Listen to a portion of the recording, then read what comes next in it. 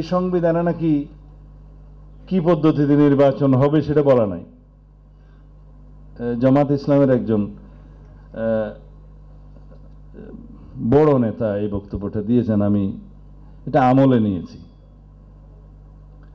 বলে যে নির্বাচন হতে হবে সেটা বলা আছে, কিন্তু পিআরে হবে না কোন পদ্ধতি হবে সেটা নাকি বলা নাই সংবিধানে। তো এতদিন আমার পাশে বসছিলেন, আমি মনে করছিলাম কিছু জ্ঞান অর্জন করেছেন। তো আমি সেই জন্য বলতে চাই আপনারা কনস্টিটিউশন খুলে দেখেন আর্টিকেল 65 সাব ক্লজ 2, এখানে লেখা আছে একক আঞ্চলিক নির্বাচনী এলাকা হইতে প্রত্যক্ষ নির্বাচনের মাধ্যমে আইন অনুযায়ী নির্বাচিত 300 সংসদ সদস্য লইয়া সংসদ গঠিত হইবে, জাতীয় সংসদ। আইন অনুযায়ী কি? সংবিধানকে অনুসরণ করে যে আইনগুলো প্রণীত হবে নির্বাচনের জন্য সেই আইন। একটা আইন হচ্ছে RPO, representation of people's order. এখন আরপিও অনুযায়ী নির্বাচন হবে। যারা জিজ্ঞেস করছে তাদের উদ্দেশ্যে বলতে চাই, আরপিও কিসের উপর ভিত্তিতে হয়েছে? সংবিধানের উপর ভিত্তিতে হয়েছে।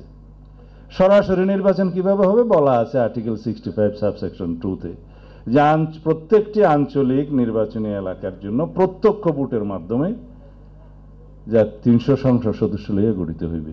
তো এখানে যদি কেউ বলে যে নির্ধারণ করা নাই কোন পদ্ধতিতে নির্বাচন হবে, তাদের জন্য তো এটা পড়ে দেখলেই হয়ে যায়, জবাব তো দেওয়ার দরকার হয় না। এখন যদি ওনারা প্রত্যক্ষ ভোটের মানেই মনে করে যে মার্কাতে ভোট দিতে হবে এটাই প্রত্যক্ষ, তার বিশ্লেষণ হচ্ছে যে আরপিও যেটা হয়েছে এটা based on the constitutional provision. বলা হয়েছে নির্বাচনে প্রত্যেক দল বা ইন্ডিভিজুয়াল প্রার্থিতা ঘোষণা করবে, নমিনেশন দেবে, তারা প্রত্যক্ষভাবে কোন দল থেকে পুট করবে বা ইন্ডিভিজুয়াল করবে বলা থাকবে। তারপরে বিধিবিধান অনুসারে তারা নির্বাচন করবে। জনগণ তার নির্বাচিত প্রার্থী হিসেবে তাকে দেখে, তার মার্কা দেখে দল এবং ব্যক্তি বিবেচনা করে ভোট দিবে। এটা জনগণের অধিকার। স্বাস্থ্যকর অল টাইম ফ্যামিলি কেক, সব সময় অল টাইম হেলদি লাইফ। যদি পিআরের কথা বলা থাকে তাহলে এখানে বলতে হবে যে স্বৈরতন্ত্রের অবসানের জন্য আমরা যে গণ অভ্যুত্থান করলাম সেটা কি পিআরের মাধ্যমে আবার প্রতিষ্ঠিত হবে না? কিভাবে হবে আমি বলি। পিআরের মধ্য দিয়ে মার্কাকে যদি ভোট দেওয়া হলো, সেই দল কাকে এমপি নির্বাচিত করবে জনগণ জানবে না।